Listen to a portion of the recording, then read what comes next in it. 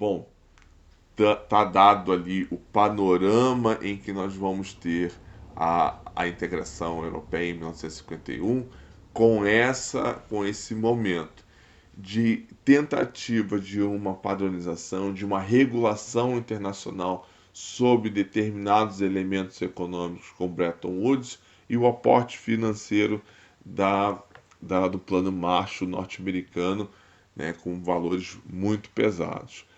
Porém, a gente tem que resgatar que, além desse momento econômico, nós estamos com alguns pensamentos que são contrários àquilo que estava existindo entre a Primeira e a Segunda Guerra Mundial, que é o surgimento de ideias referentes a uma integração europeia, a um concerto europeu, concerto no sentido de um ajuste entre os estados para tentar fazer com que eles conversem mais, com que eles estejam integrados de alguma forma.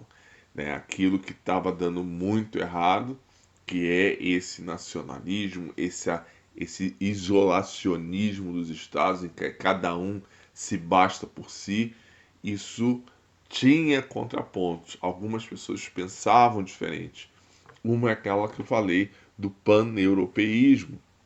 Então, Conde Richard de Conde-Rude Carlegy traz uma ideia de pan-europeísmo lá entre um período entre guerras. Em 1929, a Sociedade das Nações então recebe o ministro das Relações Exteriores da França, Aristide Briand, presidente de honra desse movimento fundado pelo Conde, e a Alemanha, Gustavo Stresemann, com a ideia de uma União Europeia, com a formação, né, vamos fazer uma União Europeia. É um período ainda pré-Hitler, anterior a Hitler, com uma Alemanha assolada por uma crise econômica muito forte, seja pelo resultado direto da perda da Primeira Guerra Mundial, seja pelo resultado direto do Tratado de Versalhes, que põe uma série de obrigações de pagamento de dívidas. Então, ainda era possível fazer esse tipo de conversa, porque na tentativa de se recuperar essa conversa entre França e Alemanha existe. A ascensão de Hitler mata isso, é impossível. Fica no campo das ideias, isso não avança. Quando termina a Segunda Guerra Mundial, em 1956, o Winston Churchill está muito preocupado com o avanço da União Soviética, que teve perdas absurdas, 25 milhões de pessoas morrem, russos, soviéticos vão morrer, seja no campo de batalha, seja no bombardeamento das suas cidades. A extensão territorial que é destruída pela guerra na União Soviética é grande, só que a retomada deles, a recuperação é imensa, com o avanço político sobre os estados, né, os novos estados que estão surgindo, a nova Polônia, a nova Iugoslávia, a nova Tchecoslováquia, Romênia, Hungria, por aí vai, formando então um bloco comunista. Então Winston Churchill está preocupado. Ainda na Primeira Guerra Mundial, no decorrer da Guerra Mundial, ele sabia que a União Soviética estava vindo, então ele faz um movimento chamado United Europe Movement, que é a ideia de uma federação europeia. Ele traz a ideia de uma federação. Se vocês pesquisarem direitinho, ainda existe esse movimento agora chamado European Movement International, que é agora uma ideia de integração dos povos, uma integração das ideias europeias, mas nasce de lá, ou seja, não se forma uma federação europeia. Os ingleses mesmo, depois que Churchill morre de vez a ideia da Europa ter uma Inglaterra com esse perfil de pensamento de se integrar com os outros estados. Isso vai gerar o chamado Comitê Nacional de Coordenação para a Europa Unida, que vai tentar organizar essas conversas, esses bate-papos. Então, uma organização internacional com o objetivo de reunir e coordenar diversas manifestações, com o objetivo de trabalhar a possibilidade de unir o continente europeu.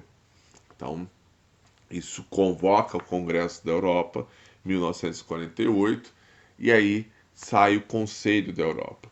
É só a gente lembrar um pouquinho que quando os Estados Unidos se uniram, eles também chamaram uma conferência, só que dali saiu uma Assembleia Constituinte. Vale lembrar, naquele momento eram estados que eram colônias e cada um ia se tornar um país.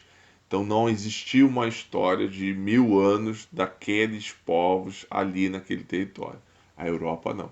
A Europa foram reinos, se tornaram algumas repúblicas. Naquele momento você tem povos, estados, estrutura social e política muito bem organizada. Então aquele Conselho da Europa é apenas uma reunião de estados. Não tem qualquer tipo de viés, como dos Estados Unidos, de formar um novo estado. Muito difícil imaginar que eles fossem fazer uma federação europeia. Tá? Então, o Conselho da Europa tem esse cunho unionista, unir, mas de caráter intergovernamental. Ou seja, a União tem que passar pelo Conselho intergovernamental, não um conselho supranacional, não um conselho federal, mas um conselho intergovernamental, em que você vai ter um acerto, um concerto de estados conversando e pensando como que eles devem se manter unidos, e unidos significa não em guerra, mas não significa integrados, caminhando para a formação de Estados Unidos da Europa. De uma certa forma, os ingleses lá, puxados pelo Winston Churchill, tinham essa ideia. Quando sai o Winston Churchill, sai totalmente essa ideia, não querem fazer parte de uma integração supranacional, não aceitam posteriormente a ideia de participar do euro, dessa integração através da moeda, e nessa chance aí, nessa bobeada que deu o primeiro-ministro de propor um referendo, o referendo vai lá e mata a participação da Inglaterra na União Europeia. Então, só para a gente entender que esse momento da Inglaterra puxando uma ideia federalista é enquanto durar a participação do Winston Churchill como primeiro-ministro inglês. Então, uma estrutura institucional e natureza dos poderes intergovernamentais.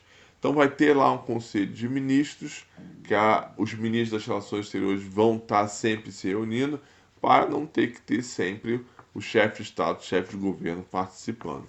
Então, isso dá uma maior dinamicidade, então faz com que eles estejam sempre presentes. Vai ter uma assembleia, então ali com representantes que não são ministros, então delegados dos países para discutir os avanços dessa integração, sempre lembrando que é para evitar uma outra guerra, né? Por imposição britânica, a condição de órgão consultiva desprovido de poderes normativos ou de fiscalização política. Notem que aquilo ali já está dentro do enfraquecimento das ideias do Winston Churchill. O parlamento inglês não vai aceitar, então ele não pode vender aquela ideia de federalismo. O federalismo é só no campo das ideias. Quando aquilo vai para o parlamento, morre. Ou seja, não se dá poderes para que essa Assembleia ou qualquer órgão do Conselho da Europa funcione no sentido de realmente haver uma integração. Tá certo?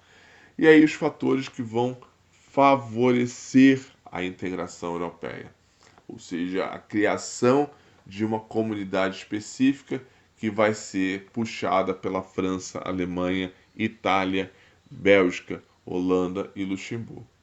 A primeira delas é que assim que a Alemanha começa a encolher dentro dos seus avanços militares, seu avanço bélico, quando ela encolhe, que ela sai da Bélgica, Luxemburgo e Holanda, e eles encontram a paz, na sua reconstrução, eles formam uma integração econômica. Bélgica, Holanda e Luxemburgo, Benelux, né? O N ali é de Netherlands, né? Os Países Baixos, Bélgica, Países Baixos e Luxemburgo, um parêntese, a Holanda não quer mais ser chamada de Holanda, porque a Holanda é apenas um pedacinho da Netherlands, dos Países Baixos. eles querem ser chamados de Países Baixos. Então, se eles se classificarem para a próxima Copa do Mundo, preste atenção, eles não vão ser chamados de Holanda, mas de Países Baixos. Então, esses três países, na sua reconstrução, dizem: olha, vamos nos reconstruir juntos, vamos montar um mercado comum, vamos começar com uma união aduaneira, enfrentando ali os percalços dessa reconstrução, fazendo a integração do nosso mercado, por exemplo, de produtos agrícolas, e eles começam. Essa integração inspira a França e a Alemanha lá na frente, tá? Então, 4 etapas de progressão do Benelux de 1954, suspensão das restrições de comércio entre eles, ou seja, entre eles não há nenhuma barreira comercial, estabelecimento de tarifas comuns externas, que é aquilo da União Aduaneira, e a paulatina liberação da mobilidade dos fatores de produção, que é justamente a formação de mercado comum. Então, está iniciado a ideia de um mercado comum dentro desses três países e a busca da formação de uma união econômica. Então, aquilo que é entre três países desse tamanho, cujo o papel militar, bélico e até econômico dentro da Europa é pequeno, é minúsculo. Não dá para comparar com a França, com a Inglaterra e com a Alemanha. É muito pequeno. Porém, aquela ideia é significativa. Isso é muito significativo. E o plano Marshall que eu tinha falado antes, né? Esse aporte financeiro norte-americano para a reconstrução da Europa, medo do avanço soviético existente, não é só teórico, ele está acontecendo, né? E aí, quem vai receber isso? Esquece a Alemanha, né, meus amigos? A Alemanha, pessoal, realmente está muito magoado com a Alemanha. E é para estar, né? É para estar. Eles fizeram um estrago, calcula-se algo perto de 1 trilhão em valores atuais, 1 trilhão de dólares daquilo que foi o estrago no mundo referente à Segunda Guerra Mundial. Então recebe lá a Áustria, Bélgica, Dinamarca, França, Grécia, Irlanda, Islândia, Itália, Luxemburgo, Noruega, Países Baixos, Reino Unido, Suécia, Suíça, Turquia e também Portugal, que na história lá não tem efeitos, não sofre, né? Mas a ideia é de um aporte financeiro para que todos esses países não entrem dentro da cortina de ferro, não participem, não sejam coleguinhas da União Soviética. Para a administração do plano, então, foi criada a Organização Europeia de Cooperação Econômica, que é a OECE, em 1958, que hoje foi transformada em Organização para a Cooperação e Desenvolvimento Econômico. Várias vezes, quando você vai fazer uma pesquisa para saber em que pauta está, né, em que posição está o Brasil dentro de um determinado setor econômico, por exemplo, participação em exportação, importação, a OCDE faz essas análises, mas também ela vai participar de tentar fazer o desenvolvimento econômico. Bom, então essa OSCE obriga que os estados conversem. Vão obrigar para os estados conversarem. Existe um terceiro ponto que eu não botei nas lâminas que é importante, que é o fato de que a Alemanha está dividida em três partes e ela está sofrendo uma intervenção muito grande dos outros países. A parte lá oriental, a União Soviética, que consegue captar para o seu sistema político. A outra parte vai ser administrada pela Inglaterra e a França, que vão tentar sair. Só que nesse processo eles estão limitando muito a produção alemã. O Vale do Ruhr alemão lá vai ter uma intervenção muito grande da França e a integração é um caminho. Ou seja, nem vocês mandam em mim, mas também a gente não manda em vocês. Nós vamos criar um sistema em que a regulação da minha produção e a da produção de vocês vai se dar num sistema supranacional. Então, esse é um lado específico dentro dessa história da ocupação dos aliados sobre a Alemanha que facilita. O interessante é você verificar que a França aceita a ideia de Konrad Adenauer e emplaca a ideia de uma integração supranacional que nós vamos ver depois, tá bom?